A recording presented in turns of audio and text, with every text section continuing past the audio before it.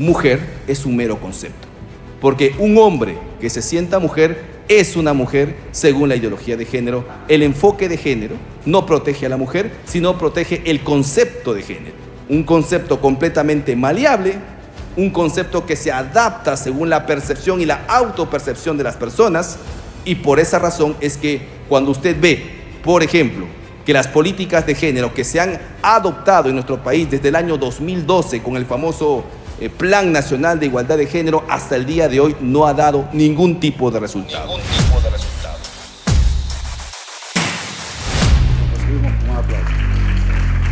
Hablar de Donald Trump, definitivamente, su propio nombre ya es centro de polémica, ¿no?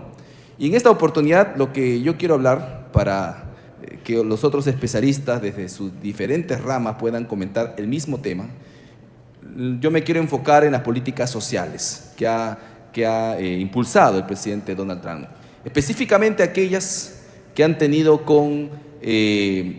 que ver con volver al sentido común. Y efectivamente, ¿no? Por ejemplo, el solo hecho de que Donald Trump en su mensaje, ¿no?, de investidura haya dicho que para los Estados Unidos solamente va a existir hombre y mujer, de por sí eso ya es polémico. ¿Pero por qué es polémico? ¿Por qué causa tanta impresión? ¿Por qué la gente habla de eso como que si no fuese lo normal, lo lógico, lo razonable, ¿no?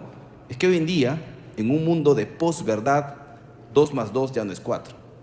El pasto ya no es verde y los chanchos vuelan, ¿no? Esa es la realidad en la que nos encontramos. Entonces, cuando un presidente señala y dice que el género en los Estados Unidos solamente está basado en hombre y mujer, evidentemente existe una reacción. ¿Pero reacción de parte de quién? Reacción de estos grupos progresistas que justamente lo que han traído es la relativización de la verdad, la relativización de los conceptos tan importantes como familia. El otro día nuestro amigo Laje ponía un ejemplo, ¿no?, para más o menos entender este tema. Si para mí esto es micrófono, esta computadora también es micrófono, este púlpito es micrófono, la botella es micrófono y las flores son micrófono, el día que yo les pida y le diga un favor, ¿pueden traerme el micrófono? ¿Ustedes qué me traerían? Cualquiera, porque para mí todo es micrófono. De la misma manera, los progresistas o la progresía internacional relativiza la verdad. La única verdad es que micrófono es solamente esto, ¿correcto? El resto no es micrófono. Pero quienes relativizan la verdad pueden llamar micrófono o cualquier cosa a lo que se les ocurra. Eso es lo mismo que están haciendo con la familia. Para los progresistas de género, familia es cualquier cosa. Familia es cuando un hombre se casa con un perro. Familia es cuando un hombre se casa con un árbol. Familia es cuando 3 personas comparten un hogar.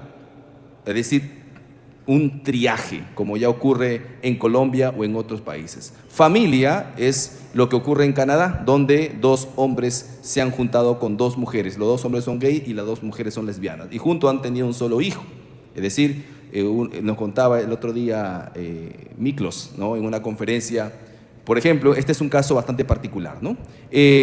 Uno de estos hombres, ¿no?, gay, utiliza su esperma para ovular, ¿no?, a una de las lesbianas, que también es su pareja.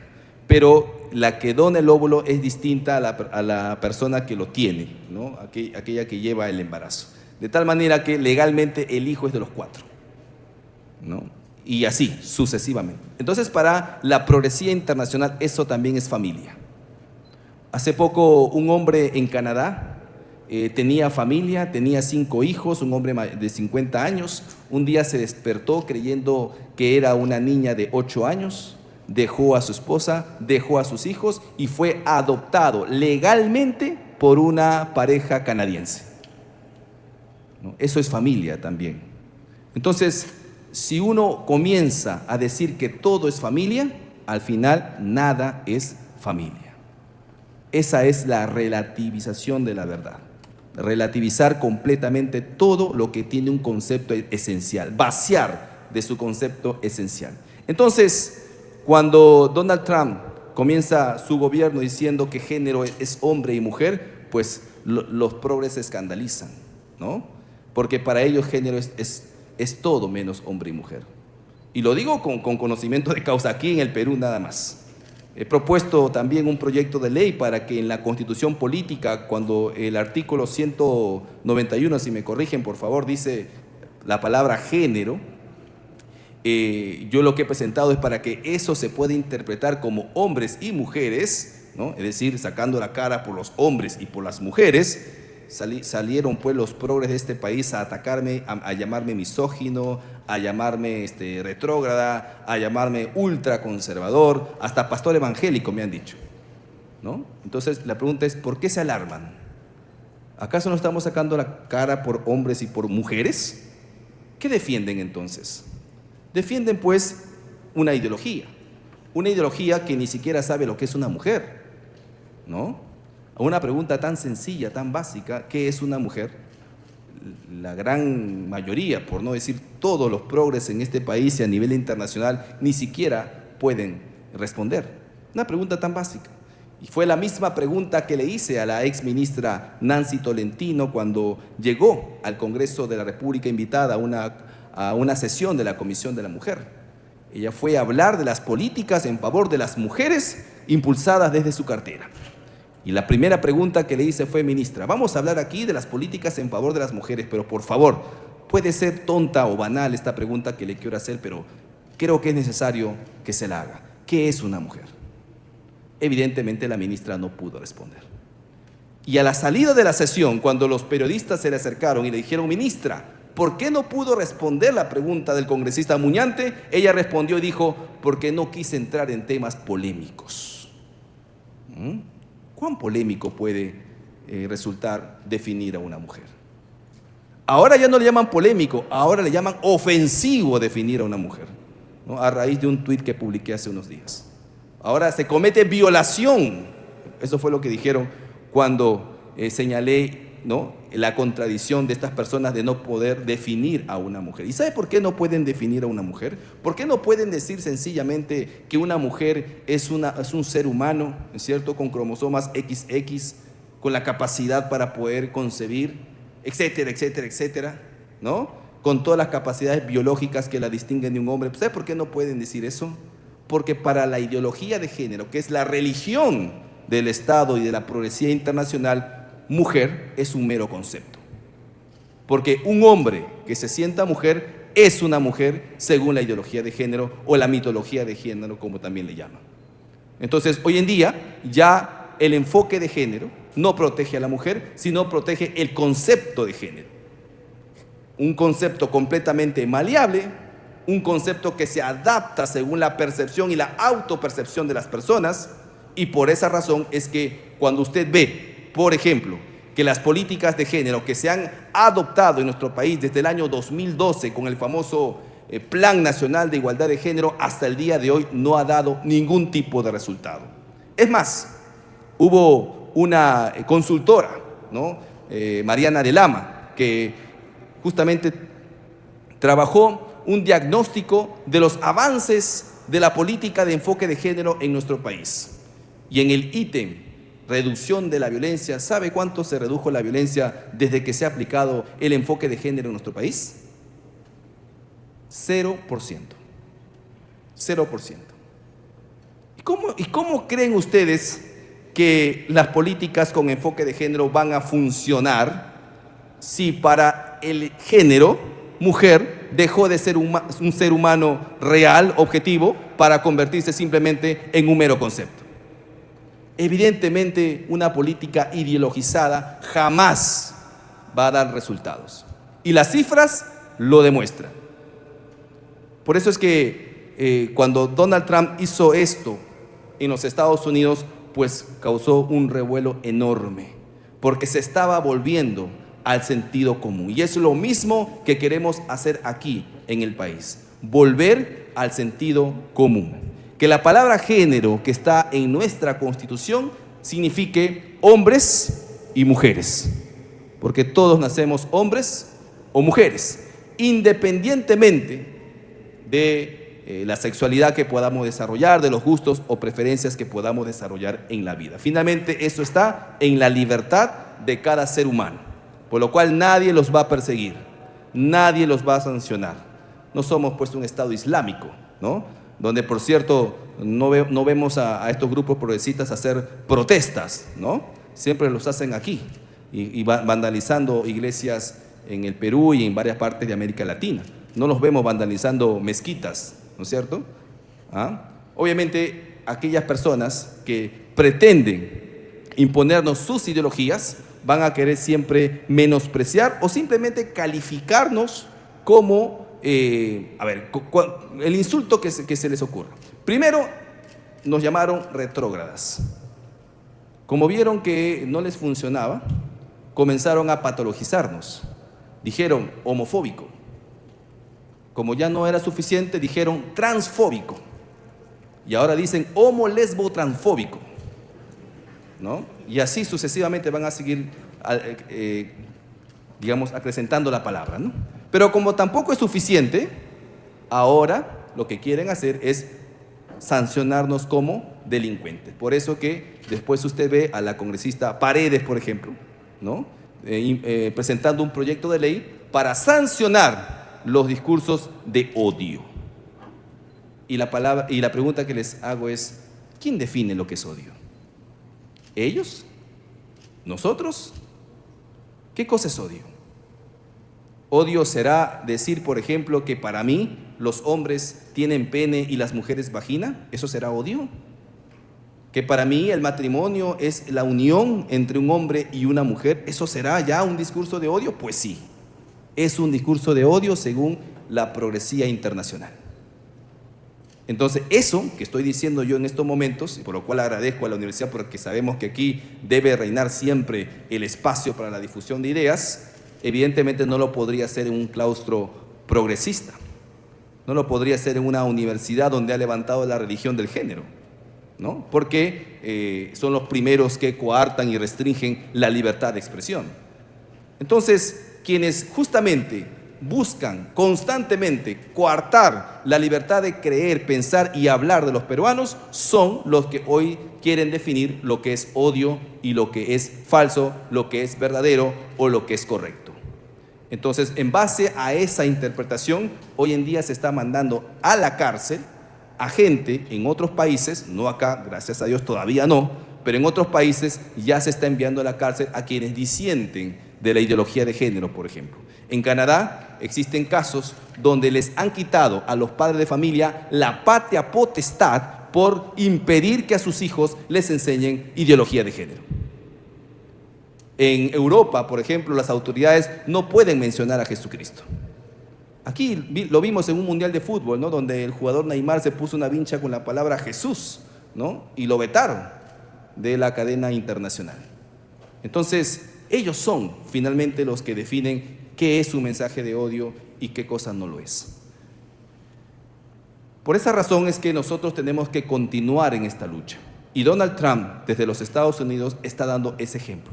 Ha definido que para los Estados Unidos género solamente significa hombre y mujer. Además, ha aprobado el retorno a la meritocracia, ¿no? Y ya no a la designación de alguien por cuestión de raza o género, que por cierto ha puntualizado en que su gobierno solo existe género, ¿no? Masculino y femenino. Y es que lamentablemente también aquí en el Perú todavía se está dando de una manera un poco más sutil, pero en otros países es mucho más evidente que se está distorsionando el principio de igualdad ante la ley, ¿no? Los hombres acuden ante los juzgados de violencia de género con la presunción de culpabilidad. Para los hombres no existen estos protocolos de riesgo, ¿no? Cuando el hombre va y denuncia a una mujer por violencia, no va a un médico legista, no le ponen un psicólogo, no le toman un test, ¿no? Porque se supone que el hombre es el agresor y la mujer siempre es la víctima. Eso es lo que está reinando hoy en día en nuestros países, igual que antaño. Por eso decimos nosotros que los progresistas son regresistas. ¿Por qué son regresistas? Porque antaño, por ejemplo, en la Alemania nazi, cuando un judío le pegaba a un ario, era castigado severamente, pero no así cuando el ario le pegaba al judío. ¿Por qué? Porque se fijaban no en razón, o no colocaban la sanción en función del hecho cometido, sino en función de la raza del agresor. De la misma manera, hoy en día se castigan los delitos no en función del hecho cometido, sino en función de los genitales del agresor, ¿no? Y así estamos volviendo a esos tiempos donde se castigaba en función al derecho del enemigo y no al derecho de autor, como debe reinar en nuestro país. Muy bien, y justamente hablando de este tema, recuerdo que también en el Congreso de la República se presentó un proyecto de ley para, digamos, garantizar una justicia mucho más rápido, ¿no?, a las personas con discapacidad, el cual, por cierto, todos estamos de acuerdo, ¿correcto? ¿No? Las personas con algún tipo de discapacidad o habilidades especiales no tienen pues el tiempo y la facilidad para poder ir siempre a los juzgados, por ende se les tiene que garantizar una justicia célere, ¿no es cierto?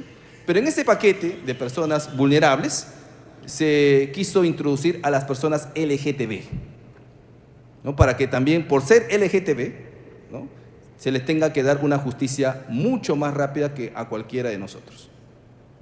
Y la pregunta es ¿por qué?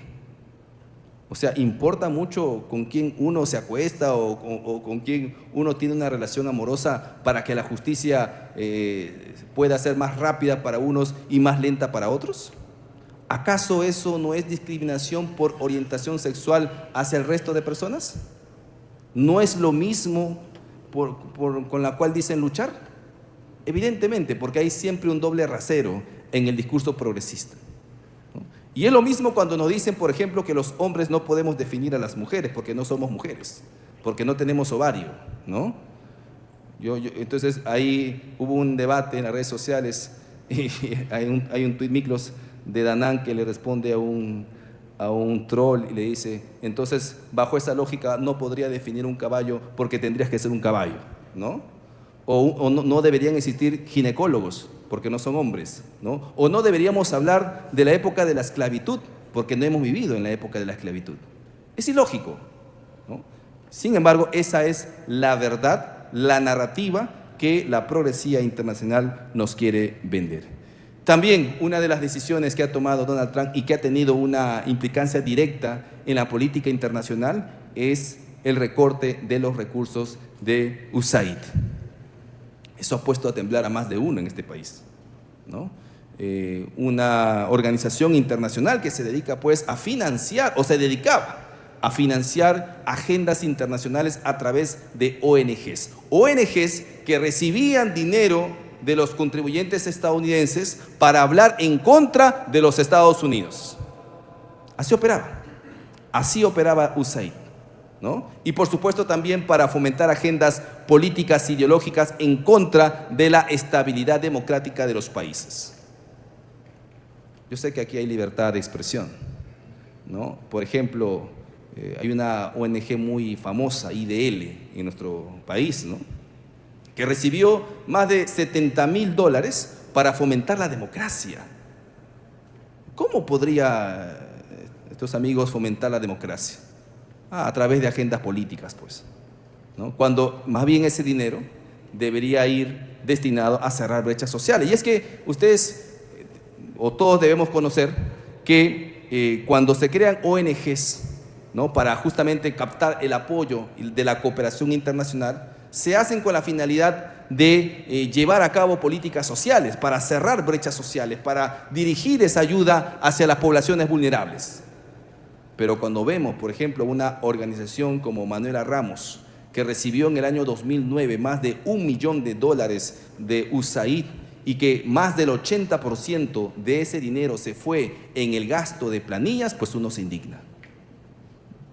Uno se indigna porque, claro, ellos tienen un ropaje especial. Las ONGs no pagan impuestos. Las ONGs no rinden cuenta a nadie. Y entonces, con esa libertad, simplemente lo que hacen es hacer una agenda política, distorsionar los fondos para fomentar una agenda política y evidentemente eso no lo podemos permitir. Gracias a Dios que Donald Trump ha cerrado el caño de USAID. Por esa razón es que hoy vemos que están completamente desesperados estas ONGs, porque también el Congreso de la República estaría aprobando, Dios mediante, este jueves, una ley para poder fiscalizar y transparentar los ingresos de las ONG.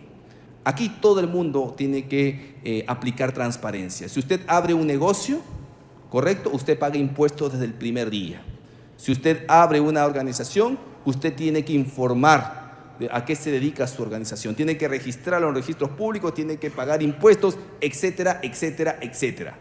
La pregunta es, ¿por qué las ONGs no deben hacer lo mismo?